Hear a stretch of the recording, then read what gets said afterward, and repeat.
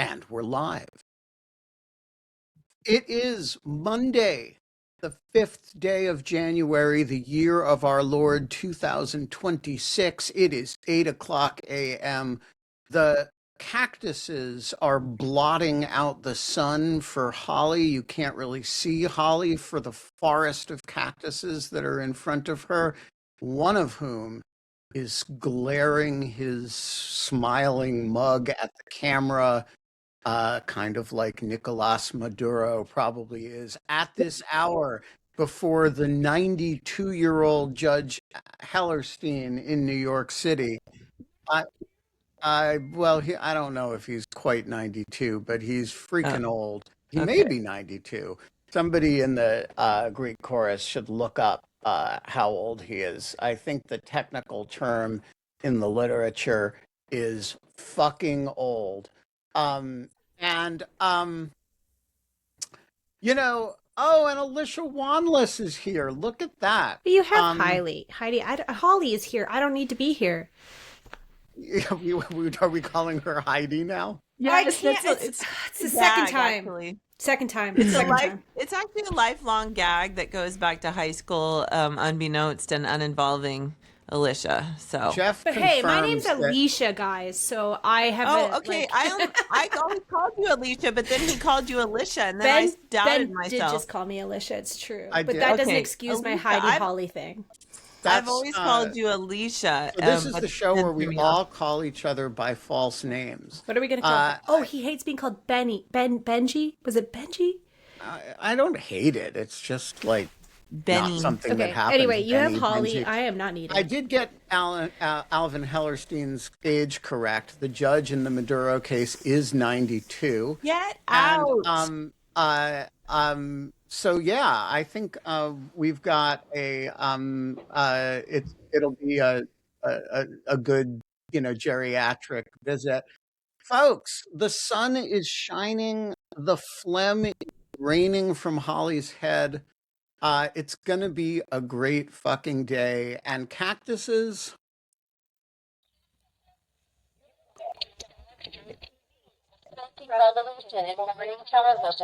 You are watching Dogshirt TV, and it is a forking revolution in morning television. And one of the revolutionary features is that we all get each other's names wrong sometimes, though we have known each other for quite a while, and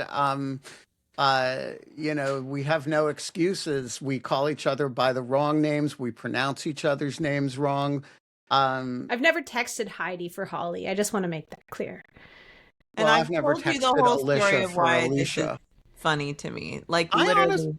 I honestly didn't know that was a distinct pronunciation, like that you were Alicia rather than Alicia. I just thought they were mildly different pronunciations of the same name. I'll accept Alicia. I'll even maybe accept Alicia. But Alicia is the one that is the line in the sand. And that comes from it sounds like delicious, and that's kind of weird and creepy. It's like a stripper name. My mom also says that it sounds like a lush. Wow. Yeah, it just sounds delicious in a bad way.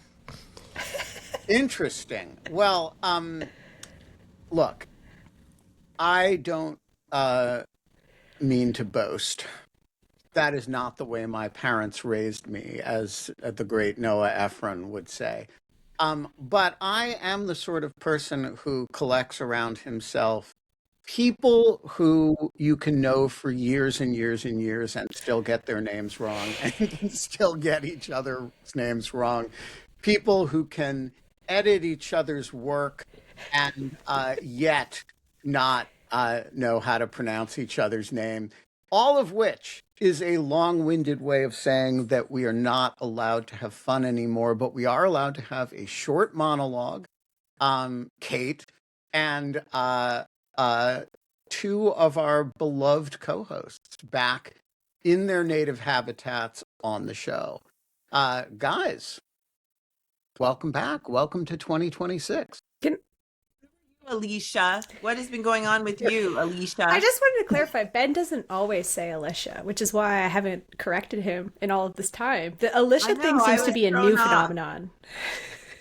this is a lesson to me in like, don't doubt yourself, you know? Like I heard Ben say Alicia. I was like, well, Ben, maybe I briefly panic flashed through my mind. Ben has known you longer than me. Ben is, It's not on you, Holly. This is not on has you. a better memory than me, I would say, and is in charge here, unlike me. And so I was like, oh, I guess I've been wrong for this whole time. And the moral of the story is, don't Don't doubt doubt yourself. yourself. Don't doubt yourself. The other thing, hold on, Ben. No, hold on. One other Okay. thing. All right. I need to discuss my wire crossing problem. I have a deficiency in my brain in which sometimes there are these things that get crossed and then they never get uncrossed. And one of them is saying Heidi for Holly, not writing it. And the second thing is confusing Richard Gere and Michael Douglas. Understand? I confuse Richard Gere and, let's see. Anyway, to me, it confuses. I don't know that I confuse Richard Gere with anyone per se, but it confuses me. I associate Richard Gere with both Cindy Crawford, who he was married to, and Julia Roberts, who he was in Pretty Woman at around the same time. It's not like I confuse Julia Roberts and Cindy Crawford, and I don't confuse Richard Gere with other people, but I get it. In my mind, I'm always like, okay, which one was he married to? I can't quite keep that straight. See, the thing about not knowing anything about pop culture is I never confused pop culture figures with anybody because I've never heard of them. So it really works. Except Look, you know a lot of them personally. no, I don't. I know You have met Bono, and let's not. And there's others relive- too. Yeah, I you've have met, met a lot but of I don't people. know Bono. I Angelina sat across a Jolie. table from him and Well, thought that's he more was than I've done. very intelligent. So look, speaking of Ben, which we weren't, we have It's all Mara about Ben. No, it's about a different Ben. We have a Mara Book Club event this evening at 5 o'clock to discuss the movie Ben Between Africa, which is not me. I am merely there as a discussant. The Ben in question is both dead and somebody else. I am neither dead nor am I anybody else. You know how to reach that. If you are watching this now, you know how to join the Mara Book Club. If you are not watching this now, you can still join. You can watch the movie today and join. Just become a paid subscriber, and all of the instructions are available to you. To those in the Greek chorus who are sharing my praise of Noah Ephron, yes, Noah is a great American, also a great Israeli, and a great fellow in general.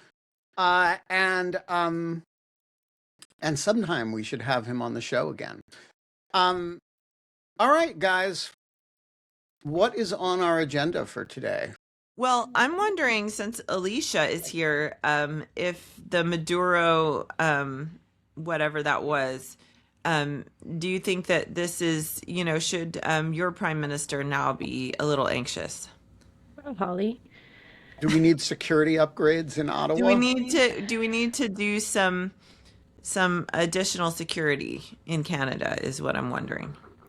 How do you seriously though, how does this play for other countries that have been threatened by our lunatic leader? Well, that's really difficult to say because one would need to know what he might do next. He doesn't even know that, so there's no way to know. I would say our prime minister made a fairly bland statement that was neither congratulatory nor overly condemning.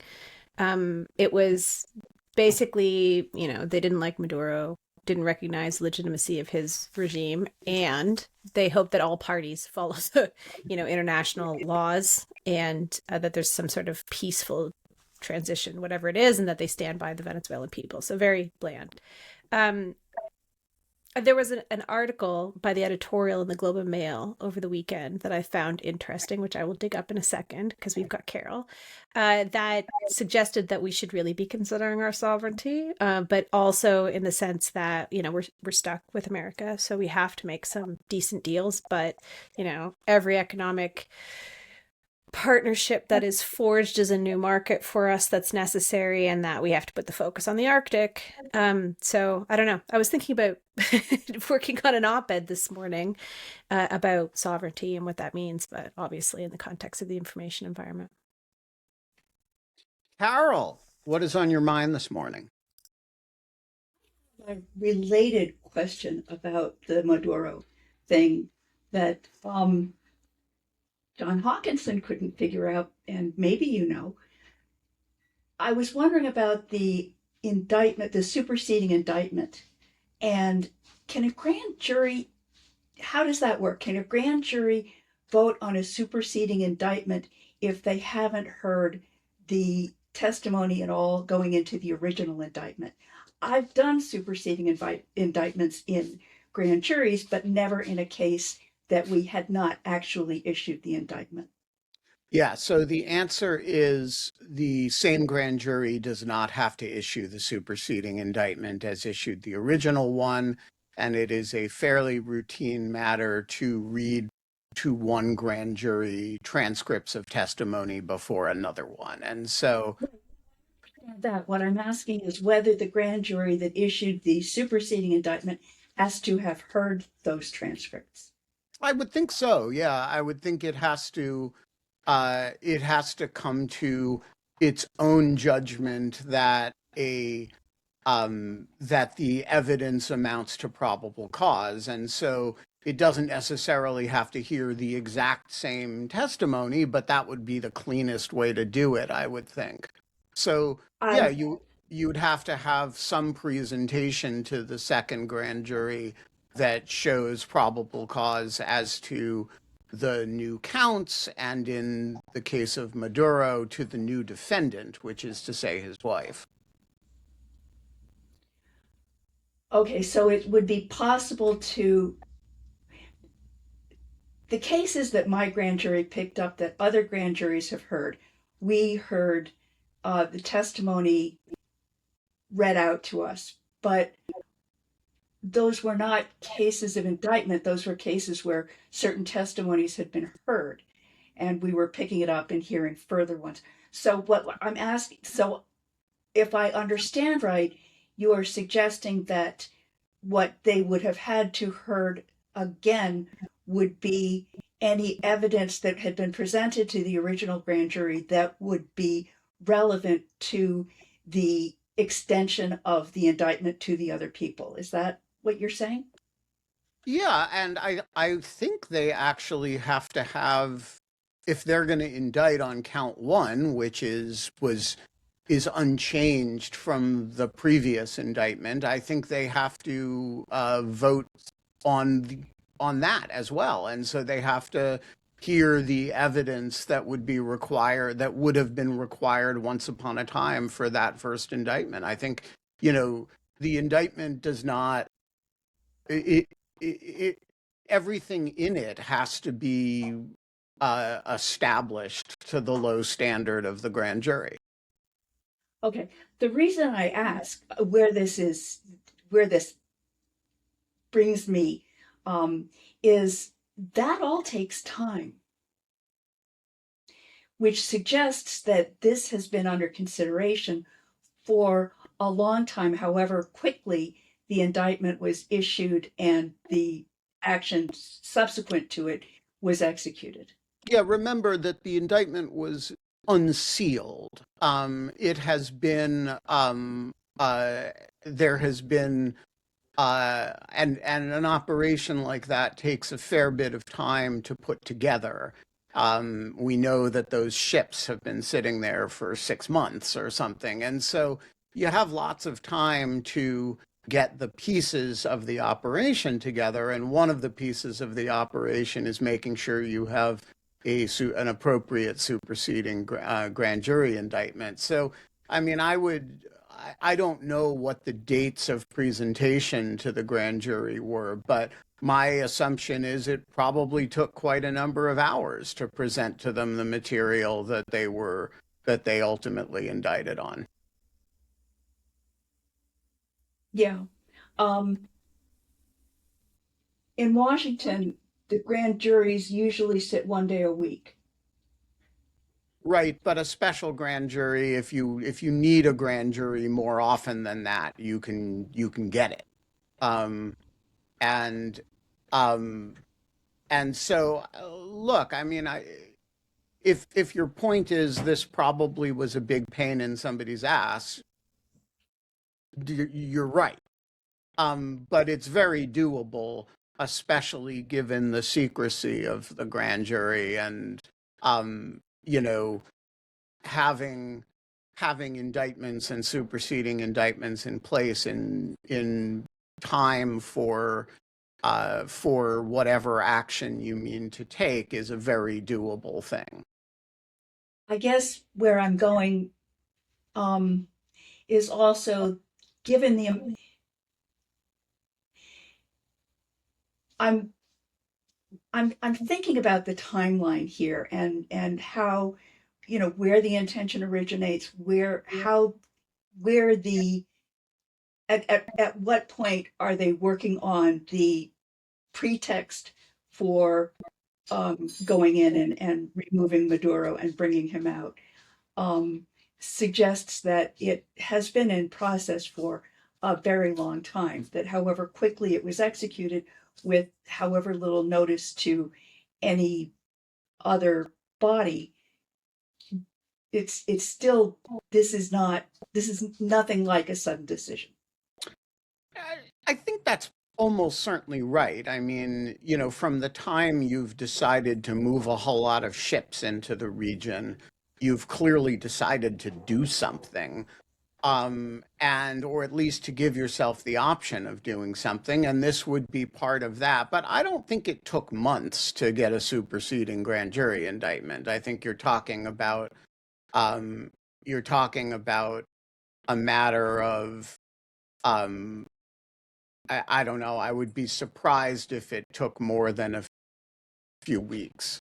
Um, but it's but your point is still correct. It begs the question whether that has to precede the military planning, or at what point is what decided.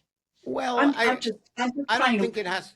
I don't think it has to precede it. It has to coincide with it, right? Because you have to say, okay, if the objective is to capture him and his wife and bring him to New York, um, what what happens when you get him there, right? And you need to know the answer to this. If you don't have process for the wife, you can't capture her, and then you run into a big problem, right?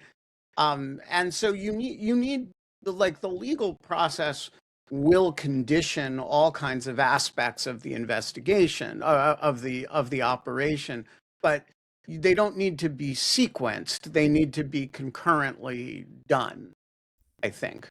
Honestly, the trigger of all this could have been an intelligence get, and I was going to say that regardless of the legality of all of this or the wisdom of all of this, which I think both of which are dubious, if you just take this as an intelligence matter, I mean, props to my agency, I guess. I mean, they're working for a authoritarian crazy guy, but the tradecraft is really excellent here.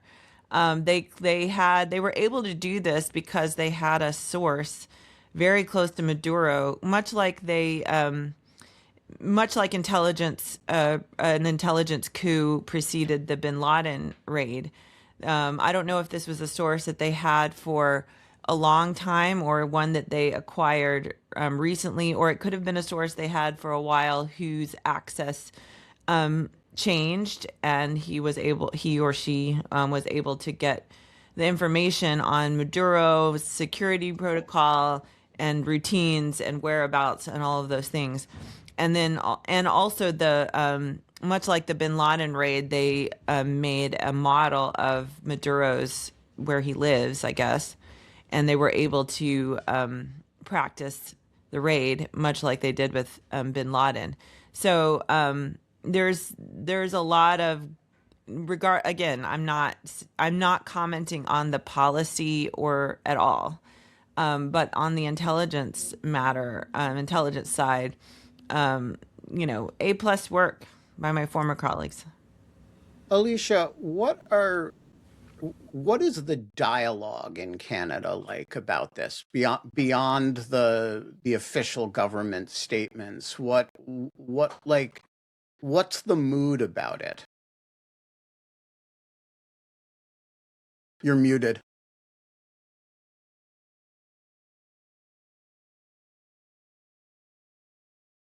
You're still Myself. muted. Obviously, There I you mute go. myself. I don't really know what like generally Canadians are saying about this. Like I said, the Globe and Mail had an article which I shared, which is unfortunately behind a paywall, that suggests some in Canada are concerned about what this means for our own sovereignty and how long it is until something happens to us. I think there's a little bit of there are people who are skeptical that anything militarily will happen here because there's enough levers in terms of economic pressure. I mean, one thinking is if we shore up the Arctic, then the US has less of an argument for trying to take us over. That all said, the leader of the opposition, kitty, Pierre Poilievre, is married to a Venezuelan, and he was very quick to come out celebrating this and congratulating Trump, and also, mentioning that this was a socialist tyrant, something like this, authoritarian. And I think that the use of these words is interesting because these are things that he's thrown at the Liberals and the NDP in the past, which is a little disconcerting.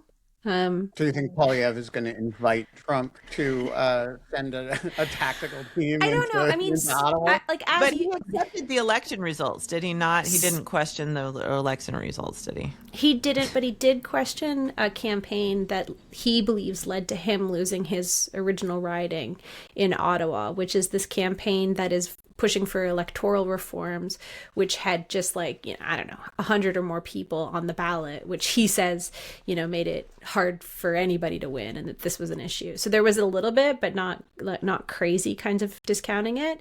At the same time, he really lost the election because of how much he has copied Trump rhetoric. And that did not sit well with Canadians while we were being threatened to become the 51st state.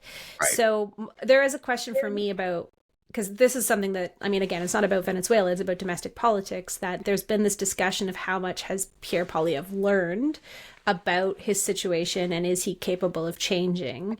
And the resounding opinion right now is that he has not. And so for him to come out like that, even though he is a big supporter of, changing the regime there, and obviously this is his wife's concern, it is a little bit interesting to see, like, how will that end? And will he then amp up rhetoric that is pro-America, pro-Trump? I don't think it would sit well. I don't know if you know, but like Canadians have really remained pretty offended. Yeah, it's almost like Canadians value their sovereignty and independence or something. Who knew? Yeah, I mean, who would have thought? Oh, go ahead. Sorry, go ahead, Holly. No, I was just gonna say, I try to when crazy stuff happens, obviously my instinct is like whatever Trump did is stupid and wrong, and that's a good instinct. I feel like that's right. But then I try to question my biases and assumptions and think about if another administration did this. Of course, it's actually really quite similar. I looked up the history on Noriega in '89 under H.W. Bush, who I liked and I think was a good president, especially on foreign policy. I think the key differences there are we already had a base in Panama, and so we had a number of troops on the ground, and there was a more direct threat to the United States. A Marine had actually already been killed before Noriega was detained, or whatever you want to call that, kidnapped, arrested, I guess. So and also Noriega, I mean, granted, Maduro wasn't really elected, but Noriega was like, there was not even a pretense of him being he was a junta military guy. So there's a few differences, but it is remarkably similar. And I do want to, I think it's clear that every single person in the administration who is backing this has their own personal reasons for doing it. And Trump's is just like oil, which is gross and stupid. Marco is like baggage of being a Cuban American. Pete Hegseth is like action hero wannabe. Stephen Miller is like, oh goody, we can deport more people. So they all have different reasons, and they aren't necessarily coordinated. They were coordinated for the initial operation, but now what comes next? They're clearly like all over the map. Like they're contradicting each other. There's clearly no plan. Whereas in Panama, the U.S. basically facilitated a democratic transition over the next couple of months, and actually Panama has then afterwards did very well and continues to do well as a democracy, at least until Trump invades it again. So there's a scenario. All this to say is there's a scenario that will have nothing to do with the competence of the Trump administration, in which this could turn out okay for Venezuela. I had the exact same questions running through my head too. Like, is my reaction to this because of who's doing it, and how is this qualitatively different than like Panama? But also, I mean, okay, yes, you're not going in with like troops on the ground kind of idea with Iraq, but also Iraq. Like, is the pretense strong enough to justify this? But then also, I've got this question of like, is the pretense, what pretenses are strong enough to justify this?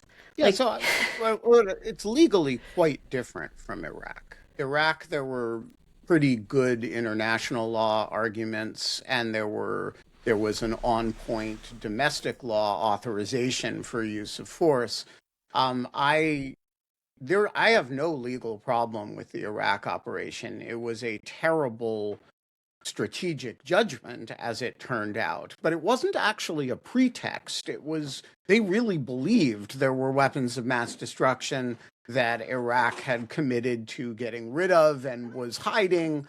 I mean, I actually think the legal basis for the Iraq operation was very strong. The What wasn't strong was the factual predicate for it in retrospect, but I don't have any reason to think that that was a lie, rather than like people believed something that turned out not to be true.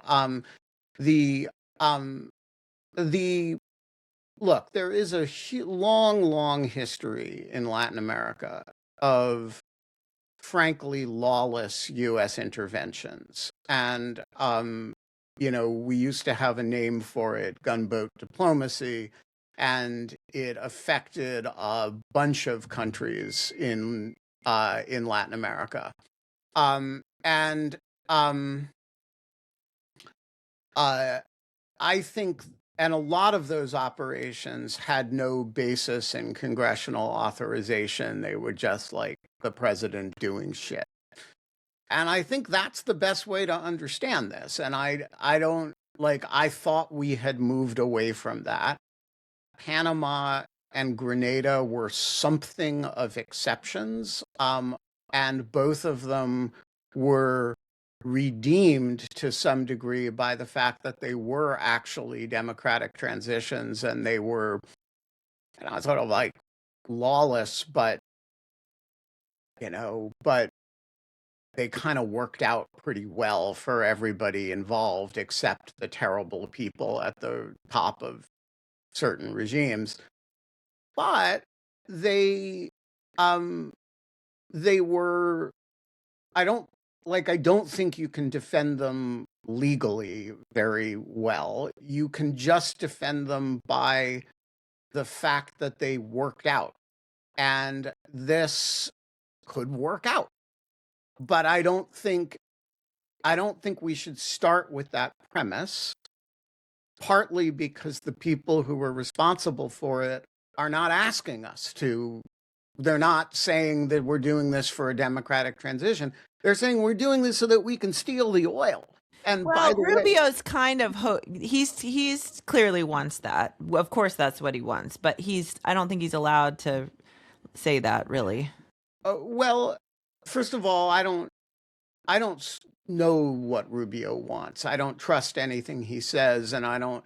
But secondly, if you follow it up with saying, and Greenland and Cuba and Iran, and by the way, Canada are next, you know, you kind of undermine any idea that there's like that the goal is democratic transition, right? The goal is you kind of make the imperial quality of it front and center. And so I don't think we should start by saying, oh, these other cases worked out. This'll, maybe it'll work out and be a good thing. Sure, maybe it'll work out and be a good thing. The Philippines ultimately worked out and was a good thing, but a shitload of people died in the meantime, and we had 40 years of running the Philippines, and ISIS still lives there. Yeah, I don't think we should start with the assumption that an avowedly imperial adventure could work out. I mean, it could work out.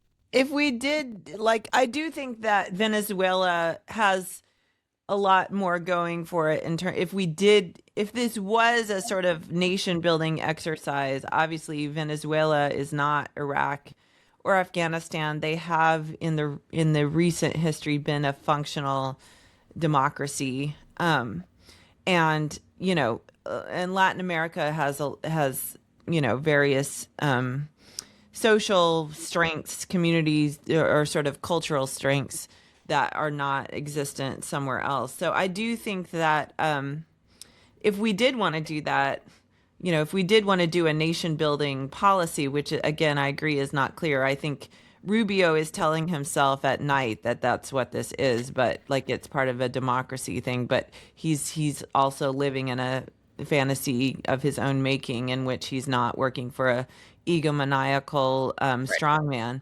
So I don't, what Rubio's thinking is, who knows? But there, if you did want to do some sort of nation building thing, there's, Venezuela is a good possibility. I thought another telling thing was Trump really throwing the opposition leader who just won the Nobel Prize, which I'm sure has a big reason why he threw her under the bus. Why he threw her under the bus. She's a woman and she has something he wants. She had the temerity to win the Nobel Prize. So she's not. But, that would be normally in U.S. policy, democracy building is you work with an opposition movement and you sort of, that's you. But they seem to be signaling that they want to work, that they're just going to work with new dictators to get the oil. So, I mean, so far, their position, at least as I understand it, seems to be they are going to leave the vice president of the illegitimately elected government in place as long as she does what they say, and they have major military assets off the coast, just in case she doesn't. That seems to be their publicly stated position, which again won't alleviate any fears about imperialism. So have there been any statements suggesting that this is about democracy? Official statements? No. That's what, because I haven't seen any, but you guys watch this a lot closer than I do. Well, I mean, if you read between the lines of Rubio, which I'm probably reading too much in the lines of Rubio because I'm remembering the old Rubio who did care about democracy and supported U.S. foreign aid, for instance. You mean little Marco Rubio? He's gone. Yeah, little Marco, not thug Marco. But I'm probably reading too much. If you read in between the lines of things he state, not in the aftermath of this per se, but going back, again, even the Cuba mention, of course, Cuba is another oppressive regime that little Marco has personal animus towards, of course, and Venezuela is a close cousin of that the Cuban community and the Venezuelan community in Florida are sort of, there's a common cause there. They've made And rightly so. yeah, exactly. So I do think Marco, in his what he tells himself at night when he's trying to fall asleep and his conscience is bothering him, is that this is, they are going to bring democracy back to Venezuela, and then Cuba's next, and that's what he's hoping for. But that's not what Trump. Again, I just thought it was extremely telling that he just throws the Nobel Prize winning opposition lady, whose name escapes me in the phlegm of my brain. Machado, yes. He just throws her under the bus. Like, that's just not, first of all, and also there's been no mention of holding an election. That's always in a democratic but there's no capacity to hold an election. Right. We don't have troops on the ground, right? Sure. All but the benefits of imperialism with none of the commitment. Correct. But I'm just saying, if this were a nation building exercise, in the game to have proper imperialism. Sure. I'm just saying, like, if this were a proper nation building, like if this was in the before times, you would immediately mention, like, you may not have the timing and the details of an election, but that's always the goal of a democratic transition, is you have a free and fair election, and you wouldn't just like throw Machado, who's obviously a contender in such an election, just under the butt. Like, nobody respects her. What? She's like a Nobel Prize winner. I mean, there are people in the world, countries that may have been affected by American actions abroad in the past who might say that it was never ever really about democracy, and now it's just that there are no, pretenses for it. There's no pretending. I actually reject that interpretation. The whole oil, like Iraq was for oil. The reason that was dumb, and that Trump is dumb, it's the same stupidity. Invading a country for oil when you're already producing, you're already one of the world's major producers of oil. You don't need oil. Oil extraction and refinement is expensive. U.S. companies could have gone and done that originally on their own. They don't need an invasion to do that. Right, but necessarily. You have to go to Iraq for a good example. There's the United Fruit Company. There's a long history of the United States, particularly in Latin America, but also the Philippines, and all engaging in activity that is, frankly and avowedly imperialistic. Okay. If you go further back in American history, sure, there's definitely more of an imperial impulse. I mean, America was not a full democracy at that time. We had Jim Crow, and we're, lynching people and so on and so forth.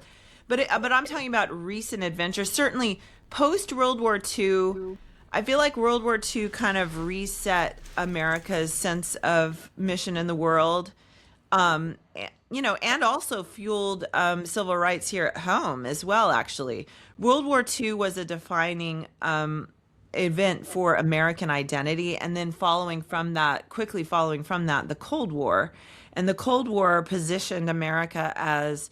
And again, we did a lot of bad things during the Cold War, but the frame was always, we're freedom and democracy. They're the evil empire, and and our role in the world is to like build a democratic movement.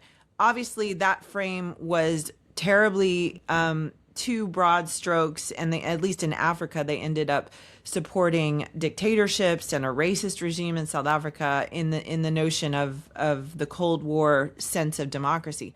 But I do think that's a real thing. Now, there could be side benefits that the United States, gets, opportunities that, such adventures present here and there.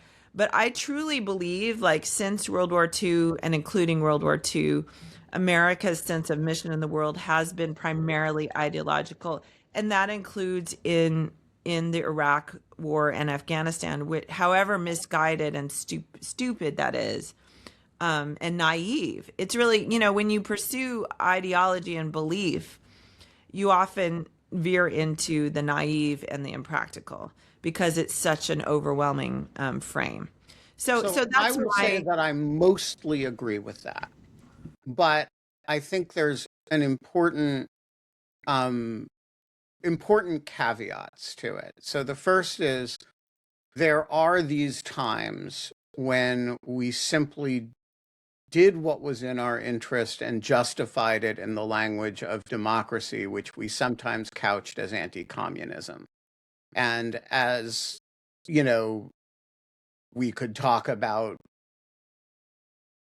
whether it's the Congo and Mobutu and or whether it's South Africa, or whether it's lots Vietnam and and lots Diem. of Vietnam, and a lot of South America a lot of the time. There are a lot of examples of that. But the second, and I think more important effect, is the merging of our ideological uh, commitments with the fact that our ideological commitments and our geostrategic commitments tended to coincide a lot. And so there were a lot of times when we were doing well by doing good. And Europe is a really good example of that. And actually, Canada is a really good example of that. You have no, I'm not I'm denigrating waiting. Canada. I'm waiting. No, look, you say to Canada, you know, operate under our security umbrella, integrate very deeply with the US economy, be culturally very much part of our ecosystem, and it'll work well for you. And it does work really well for Canada until it stops working. But it also works really, really well for us. Now, is that an ideological thing or an interests thing? Well, it's both. It's, we built the biggest block of countries that are interested in supporting US power in the history of the world. Well, that was not just a noble ideological thing, it was also a deeply interest-based thing. And what we're seeing now is that we're by screwing up the ideological thing, we're screwing our interests. Okay, but I'm not. You can disagree. Again, you can disagree with the motive. But again, why else did we go? What are we getting out of Vietnam? Like what are we getting out of Iraq? It's an ideal. You can't separate the geopolitical from the ideological frame. I don't, Right. Well, and it's definitely not economic interest because both of those wars were hugely not good for the American economy. no, I think the argument is not that they were strategically imperialistic. The argument is that, well, in the case of Vietnam, we kind of merged our sense of non-communist, and the blocks got merged with our sense of the ideology. So we were willing. That's the same thing, really. Those are the two Well, same except things. that they're not. If you say that right-wing dictatorships that kill a lot of people are not necessarily consistent with, right, Mobutu works really well if you're thinking in an ideological anti-communist sense. If you're thinking in a democratic sense, he's not such a great, he doesn't work Yeah. so Okay. I see well. what you're saying. However, I will say to me, that's a problem of sort of how you prioritize your ideological goals the sort of ends justify the means is like in the long run, communism is devastating. And there's no question about, who has done well, communist bloc versus, the sort of NATO liberal, Washington consensus bloc, like people who, countries who went on a more communist direction have not fared well. But it's like, it's like, okay, well, in the long run, if we have to defeat communism. So in the short run, we have to support these. And I'm not saying that I think that was a huge mistake, partly because I think it was all an illusion. At least in Africa, it was very illusory.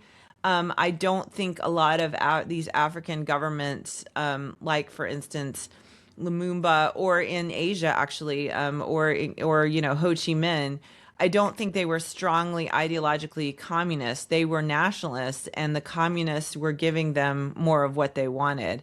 Ho And Chi Minh was pretty ideologically communistic, but really, early on, I mean, early on, we kind of supported him, so he was a uh, nationalist.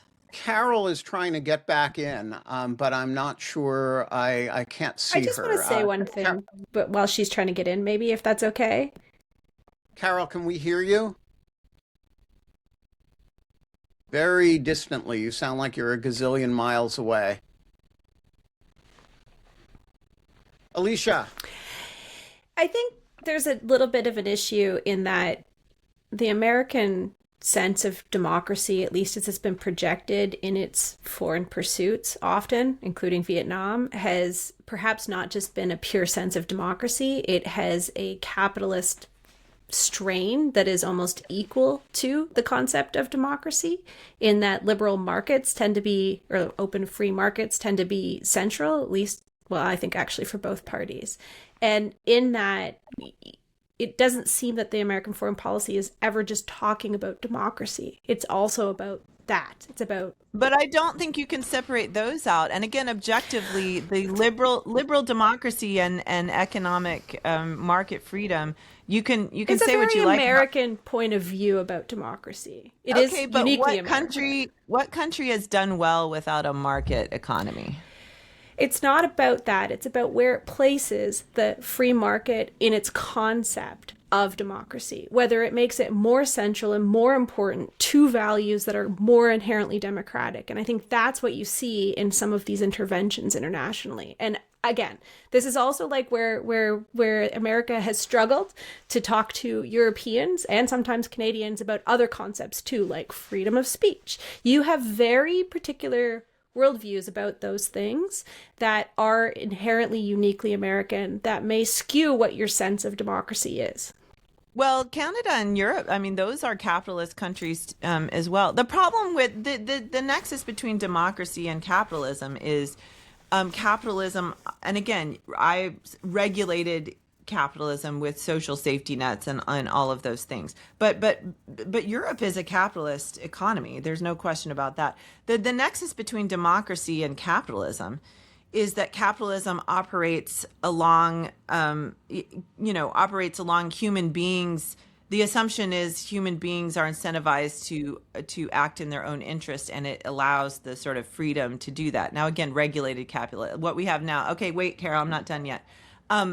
When you start to, the more you start to intervene in the market system, and again, I believe that the government should intervene to some degree, but the more you do, the more you create an interventionist state. And when you start to talk about purely socialist systems, like for instance, Tanzania, the leader of Tanzania after independence truly was a socialist, was actually a good person, but he couldn't have socialism without having authoritarianism. And so he set Tanzania on the path of authoritarianism so he could control the economy, which he thought would be good for the people of Tanzania. It left them instead not only without democracy, but in total poverty compared to a neighbor like Kenya that went on a free market pathway. So the more you intervene, the more you have a sort of economic model in mind. That's the nexus between so that's why it's the liberal world order is both a market-oriented thing that produces economic growth and democracy ideally. But there's no question that the United States has violated its own principles and used, basically, I believe in a more pragmatic foreign policy across the board, because when you do these ideological huge brushes, that's when you do get into trouble and you can't calibrate your policy. And so, but I do believe that pursuing that sort of ideological frame, you may disagree with it or not, but to me, there's no question that U.S. foreign policy, at least since World War II, has been primarily ideologically, not solely, but primarily ideologically motivated. Carol. Uh-oh. We can't Your hear sound's you. bad again. Yeah, you sound like you're 100 miles away.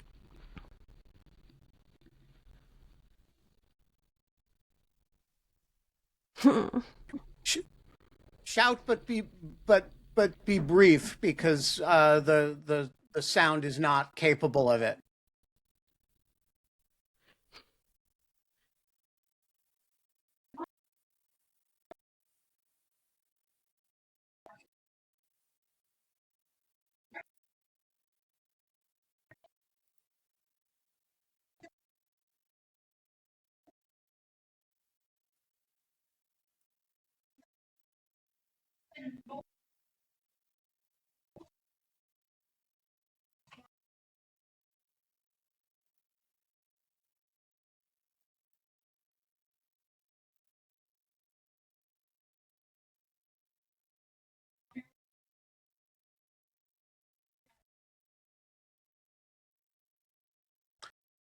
Yeah, I mean, I think that's right. I think there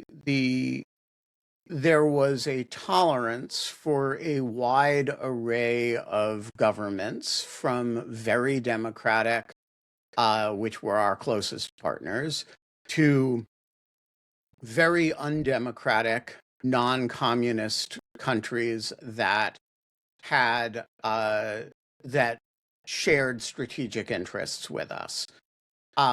I do think, in support of Holly's point, it is fair to say that the more democratic a country was, the more close and intimate the relationship was. And so you never saw the kind of relationships with, uh, uh, with, for example, Gulf states that existed with Israel. There was a gradation of of closeness that was a function of values affinity. Um, and but it is, at the end of the day, if you were a non-communist regime that served some important strategic function for the United States, we got along just fine. And I agree with Holly's point, but I think it's important never to overstate it. Joel, what is on your mind this morning? Well, I have a couple of bones to pick with Wanless over here. All right. What have One, I done? I found you a whole. Just remember really, that she is a sovereign I found you a soul. whole. Yes, clearly, I found you a whole Swedish island, and still you're a no. Well, okay. We've been doing some I'm real estate shopping online, and yeah, I found. I mean, come on, it was a whole island. okay. It's morning, and so I'm taking a host prerogative here, and we're shifting the conversation for the remainder of this topic to something far more fun than debating the nature of American ideology. Yes, it is true. Joel sent me an entire island. It was a small island, but living on an island, especially in general, full stop. Living Did on you an see how island is cute a the house pain. was? Oh, come on. It's super cute. I've been advocating for buying property in Sweden for a while. It's super affordable. It's in the European Union. Everybody needs an escape plan at this point. Yes, but island living is not for me. You gotta boat everything in. What's the septic system like? What's your power system like? What's the connectivity like? Can I actually get geothermal in there? Like, can I get off the grid on that thing? I don't want to have to boat back and forth. I think that's a little too much for me. And then add to that, it's a winter country, so that makes it all the more messy. Okay, Wow. then item two for I thought Wanless about it. is I've given this lots of thought.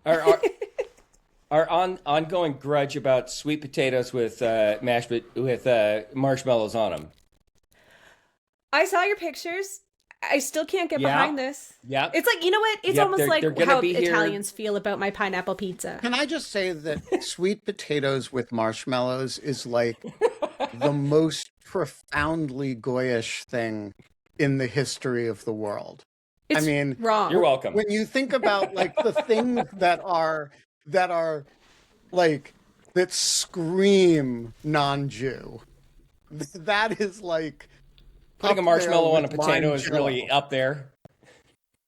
Well, somehow that it's the mixing of the sweet and savory, which, people think Jews keep milk and meat separate, but sweet and savory really don't go together.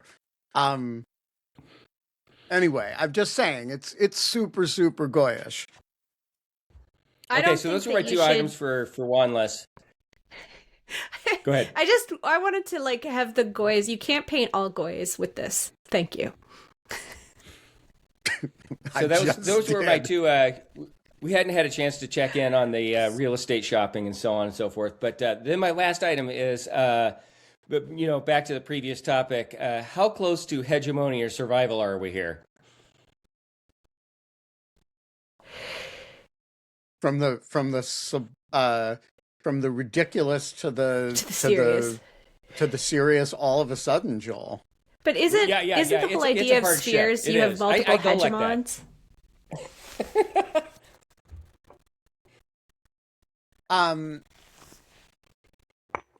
Well, look, I mean, we've made, in the broad scheme of things, a lot of progress this year.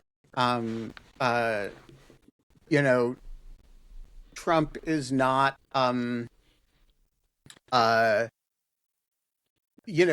he is not popular. He's not, it's not like, kidnapping Maduro is going to be a boon to his popularity, or it's not going to lower anybody's, prices. It's not going to respond to any of the things that people are upset about. And by the way, they're, notwithstanding the rhetoric of the administration, there is no appetite in the United States for imperial adventures vis-a-vis Greenland or Canada. Like nobody, there's no political movement that is asking for that. And I think you see that in the response to the Venezuela stuff, which is there's that giant noise you hear coming from the United States, which is millions and tens of millions of people saying, huh? We did what? That's not a reflection of a good political move. And so I don't see how this changes anything. I don't know.